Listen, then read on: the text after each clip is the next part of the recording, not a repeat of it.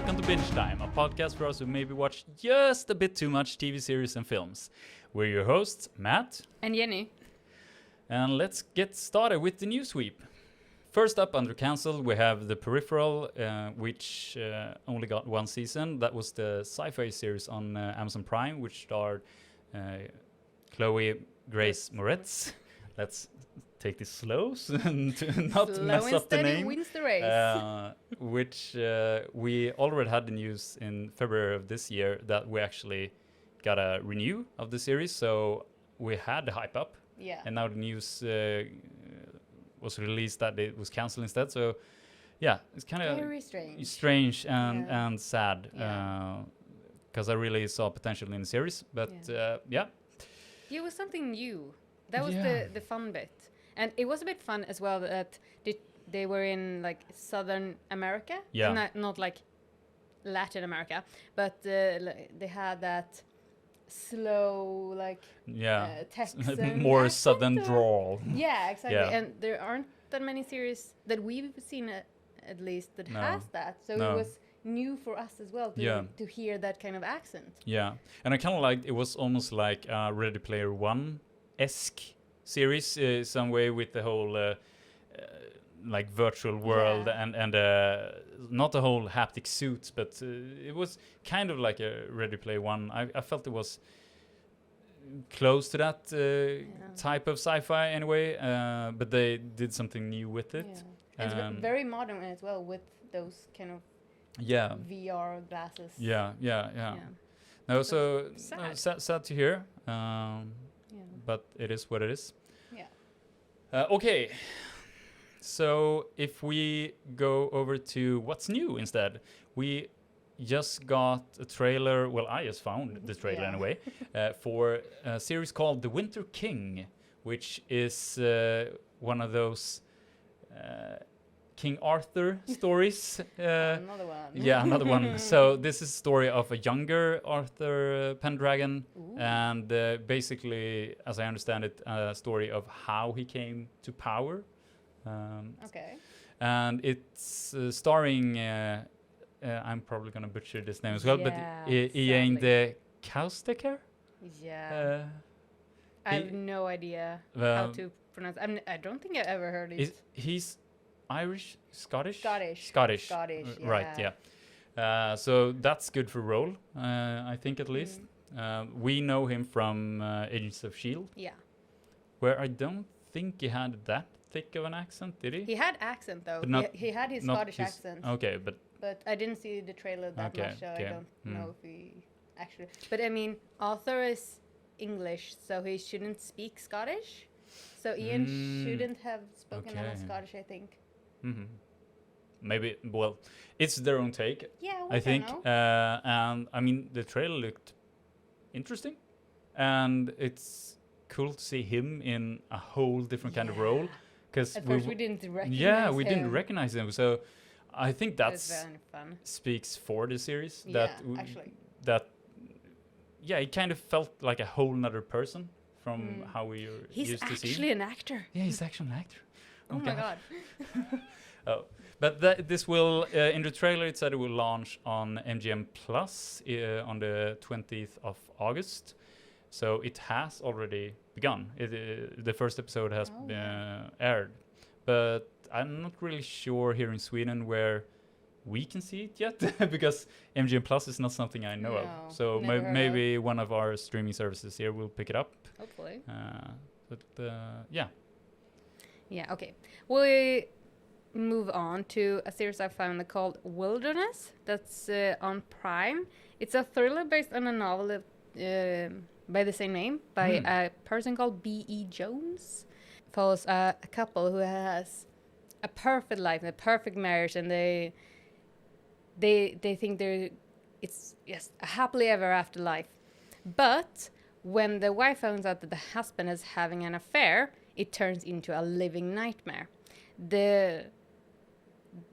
I don't know if I enjoy that synopsis that much, but I love the actor and actresses that are in it. Jenna Coleman from Doctor Who. Oh, nice. Yeah, and Victoria, which I love that series, and Oliver Jackson Cohen He's from Dracula, Haunting of Bly Manor, Haunting of Hill House, Okay. and an actor called Eric Balfour that I saw in Haven, but everyone else might actually remember him from 24.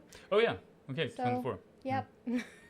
So he hasn't done that much, and everything he has done is very like small recurring characters, if anything else. But yeah. All right. And when was this going to launch? Sorry. Middle of September. 15th of September. Okay. It's launching on Prime. On Prime? Yeah. Okay. Yeah, at least we know where it is.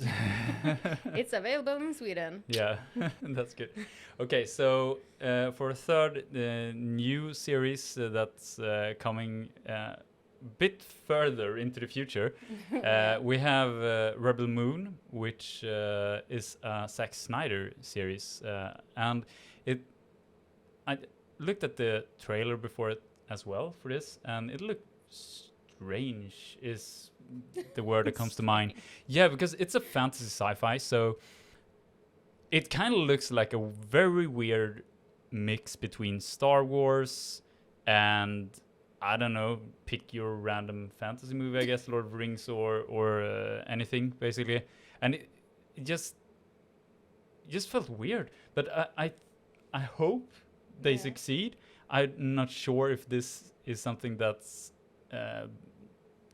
based on a novel or something as well, because usually when things looks this kind of strange, it doesn't really work usually, unless it's a very good written book, as the foundation material or something. It can go very well or very bad. Yeah, so I'm definitely gonna see it. It's like I said, it's a Zack Snyder series, so you want to watch it just because of that, and also the names. The story is when a peaceful colony on the edge of the galaxy finds itself threatened by armies of tyrannical ruling force, a mysterious stranger living amongst its villagers becomes their best hope for survival. So doesn't really say much. Pretty big. Yeah, kind of your basic hero story, I guess. Like something bad happens and someone rises up to try to fix it. And usually they have some kind of background that makes them the perfect person for the job. They have certain capabilities that the other villagers don't have or something. Basically they're the one. But while looking at the cast, I saw that Charlie Hunnam was with I don't know how large of a role, but so that's we know him from Sons of Anarchy. We have a Cleopatra Coleman, which I didn't recognize from anything. We have Sofia Boutella, which we've seen in Kingsman and The Mummy. I think she actually played the Mummy in the newest Mummy movie, the one with Tom Cruise. And also, I saw the names Carrie Elves and Anthony Hopkins. Okay, so yeah, we're gonna watch it just because of the names. So definitely interesting looking, and probably with these names, it looks like it has a budget. Yeah, budget and potential. Yeah, so it could be very good, potential very good. And it's a Netflix series, and they are usually pretty good nowadays as well. Also, good production value. They put money into it. And the release is, the first part they announced for 22nd of December, and part 2 is coming in April on the 19th. Yeah, so that's quite a few months between. Yeah, I mean, I didn't like it when they released Witcher with a month apart or something. Something like that. 3 weeks. And now they have like 5 months between the different parts. So this is kind of one of those things that should you just wait, or do you kind of have to jump on part 1 immediately just to be on the train? Yeah, so in case everyone talks about it. Yeah, you're basically. Not spoiled. Yeah. Yeah. But still, April. Yeah. From December? Yeah, that's weird. It's quite a few months. And annoying. Yeah. I don't know. Well, but like I said, it's too big of a title to miss. Ignore. Yeah. Yeah. We're gonna watch it. Mm. That is true. Okay, jumping on to things we have watched lately. Things we might actually have binged. Yeah, exactly. The first thing is actually a film. The new Disney Pixar film, Elemental. Yes. That follows Ember. She is fire, and Wade, who is water, in a city where fire, water, land, and air residents live together, all in one. Ember is actually meant to follow in her father's footsteps and take over his fire shop, but she doesn't really necessarily want to do that, and it No. falls a little bit about that. Yeah. And of course, the water guy. Who is he, and what shall she do about him? I think it's kind of a very straightforward story, basically. Yeah, it is. It's kind of It like is. the normal second generation coming to America, Yeah. doesn't really want to keep going in the father's footsteps, and doesn't really maybe appreciate or understand everything their family been through to get here and make a life for themselves. So I kind of felt like it was just one of those stories that they adapted and animated. Yeah, But it was a it's good very story. Nonetheless, it is a Yeah. good story since we've heard I mean, it a lot it of is times. cute, and I found it very enjoyable that they made the guy so emotional that Yeah. his whole family, they're emotional. Yeah. They cry a ton. Yeah, yeah, Like, yeah. And she's like, "What is going on Yeah, here? Why are you yeah. always crying?" Yeah. But She's so cool. I kind of felt like, is this only this family, or is it Just all water. water creatures that All water creatures yeah. are just crying all the time. I mean, That's 'cause why it's so much water. you call it involved. waterworks, so it's not that Yeah. weird, I guess, to be crying that much. Yeah. Maybe, I don't know, but yeah, I like that they made the guy more sensitive. Yeah. But it also was kind of the whole higher. Hierarchy. Yeah, because we have basically the fire residents became kind of the outsiders. Yeah. Because they couldn't integrate so good with the water and Because the they're earth fire and the they wind. hurt people and things Yeah. so much. Yeah, it's actually very sad. Yeah, to so to be fire. So it was kind of a segregated Yeah. society, and I think that's also something that they kind of like. Typically, I feel like America, which they have their Chinatowns. exactly, and they have the suburbs and so Yeah. on, which The hoods. yeah, it's harder to integrate the people. It seems like, Yeah.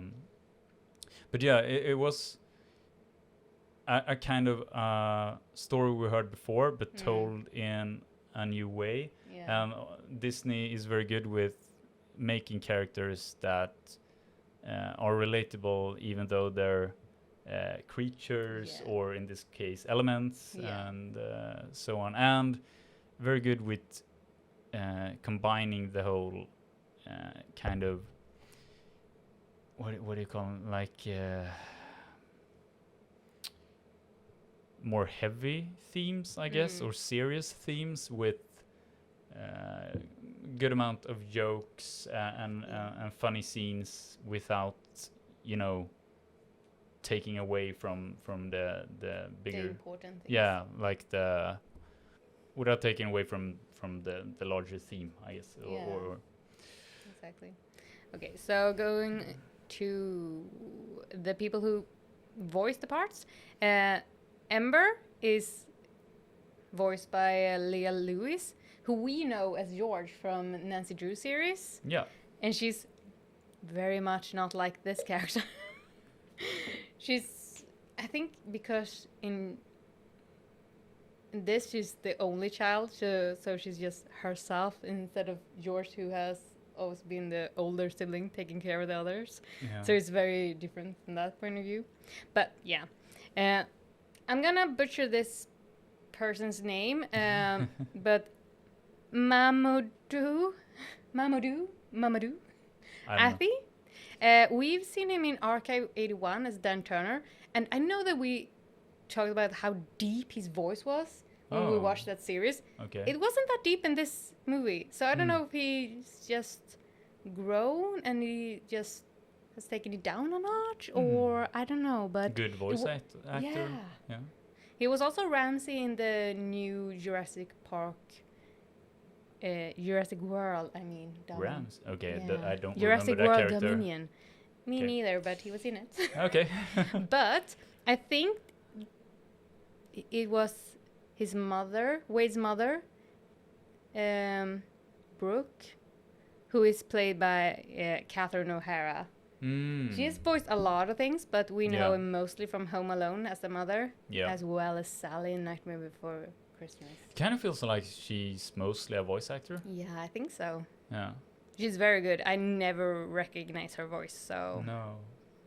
No, sad, but good. I know we talked about her a lot through the years. Yeah, that she's done a lot of voice acting, and like you say, it's I never recognize it. No. And like we watch Home Alone a lot, and still I don't recognize the voice. No. So she's doing a very good job. Yeah, she's that good. Yeah. But yeah, I recommend this movie for kids, for adults, for everyone. It was a good one. I think it's good to do new takes on old stories as well for the new generations. I think it's easier. It's easier to take in like the heavy themes, like, as you said. Yeah, so I definitely recommend it as well. But we like all Disney movies and certainly Pixar and all the animated stuff. So I think the thing that kind of usually they have a theme song, right? A lot of the Disney movies and Pixar movies have more like one song that you recognize from the show or the movie, the film. Yeah, but even though it's not a musical, they always have a song. Yeah, and I think there was one like when the credits rolled, but there were. Yeah, and I thought it was pretty good, but have to go back I know that's it just one thing I thought about, that they didn't really integrate a song into the movie, which they usually do, but which could be good. Yeah. Not all people like musicals and songs being in movies, so that might have been a good call to put it in the credits instead. I don't know. That was just something that actually I thought about because I'm pretty used to watching Disney movies and them having songs in them. Yeah. Maybe there were, maybe there wasn't. Yeah. I don't know. Okay, so it's still recommend. Yeah. It's a seal of approval from our side. Okay, so let's talk about another series which was actually on Disney Plus for us here in Sweden, but I know it's a Hulu original. So I guess Americans can watch it on Hulu. And the series is called Extraordinary. And it's a British series. Yeah. And, well, the synopsis or the plot is that in a world where everyone gets superpowers at the age of 18, we follow Jen, a painfully self-aware 25-year-old woman who still hasn't gotten her powers. Oh, no. And it's kind of getting a bigger and bigger deal in her life to not have the power. Everyone else has them. And it's like normal question, like you introduce yourself, hi, I'm Jen, I have no power. I can fly, or I'm super strong, or I can teleport, or something. And she can't do anything. So she kind of gets a bit depressed about this, and the story is basically her both handling this situation, but also kind of going on a journey to find her powers. And in this world they have like places where they say they can help you get your power if it doesn't show up on their 18th birthday, basically. Well, it seems like there are a lot of people who maybe not get it on their 18th birthday, but it usually takes a few months, maybe a Oh, year, but 7 years is very strange. Oh, okay. So the story is about her life basically, and she trying to make life work and trying to find her power. And she also has a half sister, which on her 18th birthday, of course, got her powers. So it's kind of a strange family as well. Her father is dead, and for context, she has a couple of flatmates, so she lives with a couple of other similarly aged people, a girl and boy. And the girl's power, they seem to be like best of friends, and the girl's power is she can channel the dead. So basically she can kind of feel in any dead person. It doesn't seem to matter how long they've been dead. So I don't really know exactly. So she can like talk to Vikings. I think so. Yeah, but the thing is, so she weird. Can channel Jen's dead dad. Oh yeah. And she had and has, strangely, a very good relationship with her dad. And I didn't actually write up his name. I notice now, but I recognize the voice, and I'm pretty sure that he's the older detective from Death in Paradise. You know, the one with the also Irish one? Yeah, the Irish one. What? Yeah, and also she has a but she has a kind of thick Irish accent, which makes the show also a bit more fun to watch for us who like dialects and so. Accents, yeah. So okay. Yeah, I really like that, and I know I think the whole thing I liked about the series was it felt very down to earth, almost drama-like, but with the superhero thing also happening. And the series kind of reminded me of Sex Education. It was kind of the same tempo, the kind of style. Okay, but if anyone has watched it, it's kind of the same feel to it, or if it's just modern British television that looks like that. I don't know, but I liked it anyway. But okay, so the characters were portrayed by I can't say her name. Myred. If Tires? It's Irish, it's never gonna be the same as Myred, you see it and how Myred Tires. Yeah, you're gonna butcher that so bad. Anyway, I think she's great. Anyway, I think she does an amazing job. Then we have the friend, which I talked about, Carrie, which is played by Sophia Oxenham, and then the guy, his superpower is to turn back time. Ooh. But he can only do it like a few seconds or maybe a minute. It seems to be very draining, so he can't do it for very, very long. And I think he only lives in the apartment as Carrie's boyfriend. Mm-hmm. So they're together. And he's played by Bilal Hasna, and I have not seen any of these three characters anywhere. There is a fourth character, but if I talk about him, I'm going to spoil things. So I will choose not to. Yeah, don't spoil. But it is a very strange series, but especially how they kind of show how some powers integrate or does not integrate well in society. Yeah. But the flatmate who has powers to talk to the dead, is she using it on everyone? Is it a career she can make of it? Or? So actually we see how she uses it as a career. Yeah. Because we see a scene where it's I'm not sure what it's called, but it's when somebody dies and they have the whole will read up by a lawyer, and families gathered.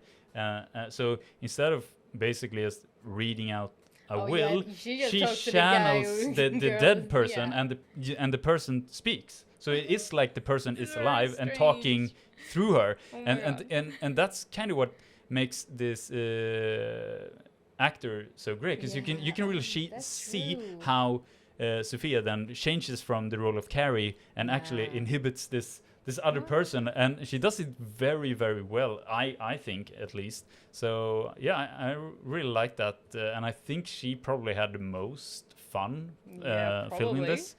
But yeah, I really enjoyed it.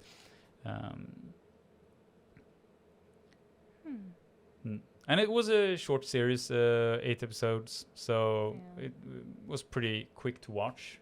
But yeah, I think I guess you can't. You have to enjoy superpowers to some extent, and I think you have to like this kind of tempo drama also. But like I said, if you have watched Sex Ed, I think it's kind of similar. But I would definitely recommend it. It's got your seal of approval. Seal of approval. Yes, I would say that. As well. Yeah. Okay. Moving on. So that I actually binged that. To be honest, though, the extraordinary. I think I watched it in 2 nights. So I feel that's binge worthy title on that series as well. But the last series, it's kind of hard to binge yet. Yeah. They only released 2 episodes. So you can binge those. Yeah, you can binge those too. But it's Ahsoka. Yeah. We're just coming back with the Disney Plus thing. Yeah. It's a lot of Disney. What we watched. Oh my god. But yeah, we finally got the Ahsoka series launching on Disney just a couple of days ago when we're recording this. You want to talk a bit about what it's about? No.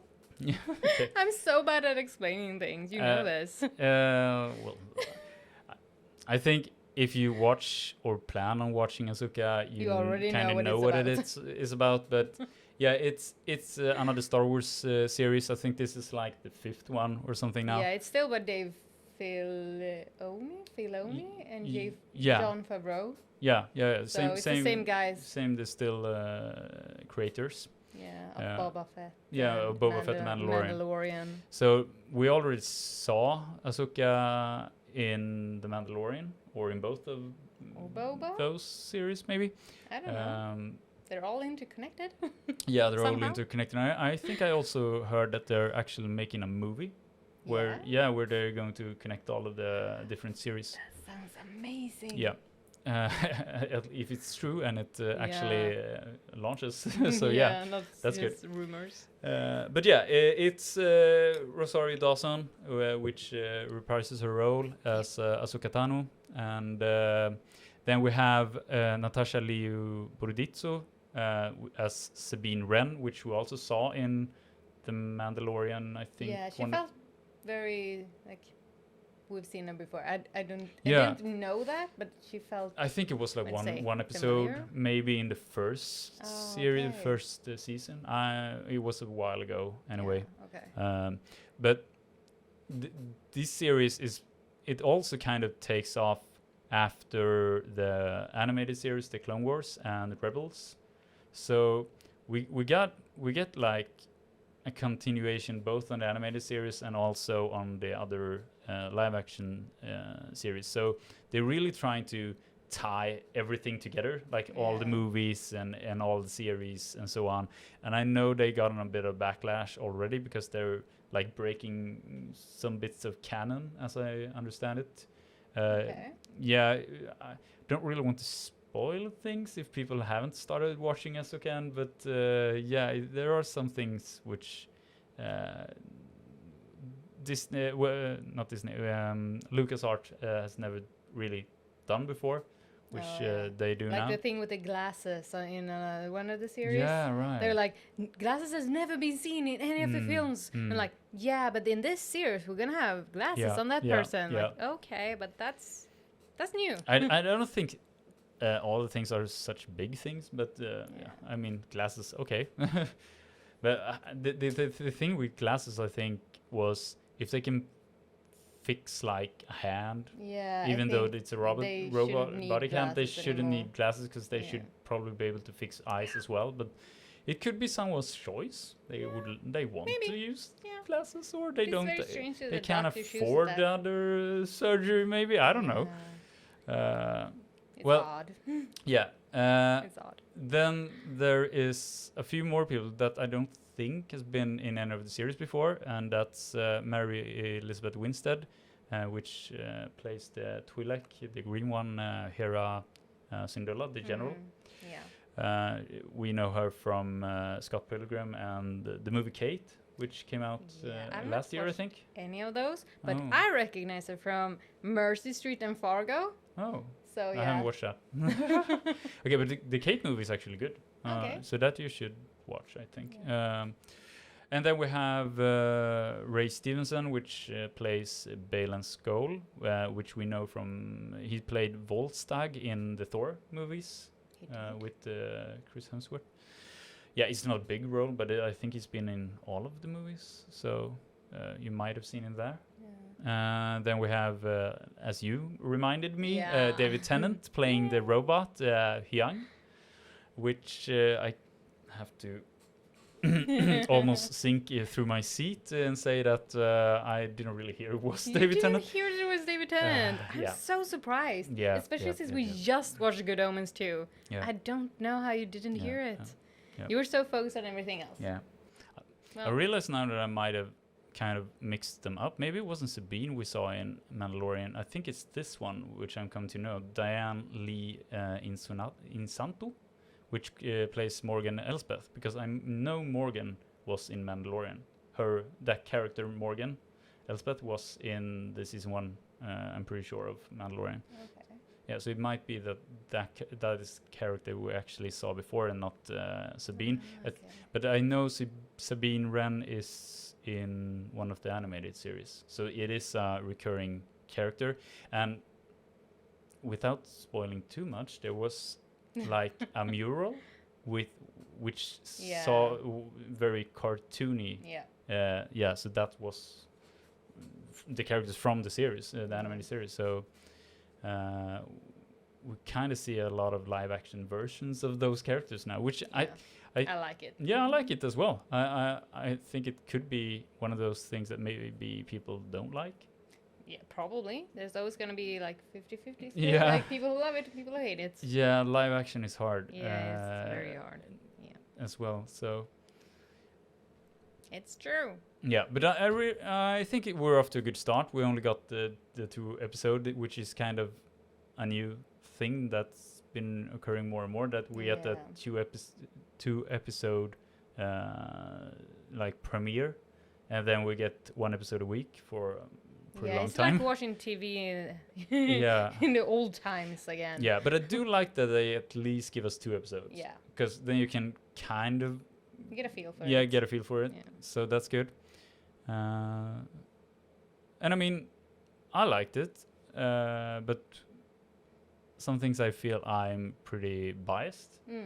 That when it comes to things like Star Wars, I usually just like it because I just like seeing Star Wars stuff. So the characters, the worlds, everything, we just like it. Even when it's something that's, I mean, it's not amazing or I love it, I still enjoy it. Yeah. I talked about this with another friend and about the Han Solo movie, the Solo movie. It's not like I haven't rewatched it that much. I'm not saying it's a great movie, but I kind of enjoyed it. Yeah. Because I saw different aspects of the universe. Yeah. But I prefer Rogue One because I think Rogue One was a good movie. And that I have rewatched because I think it's a good movie. Yeah. As well. But that's the thing though, like everything they just come from that universe, we're gonna watch it. Yeah. Even though it's bad or Yeah. anything, we're gonna watch it. So,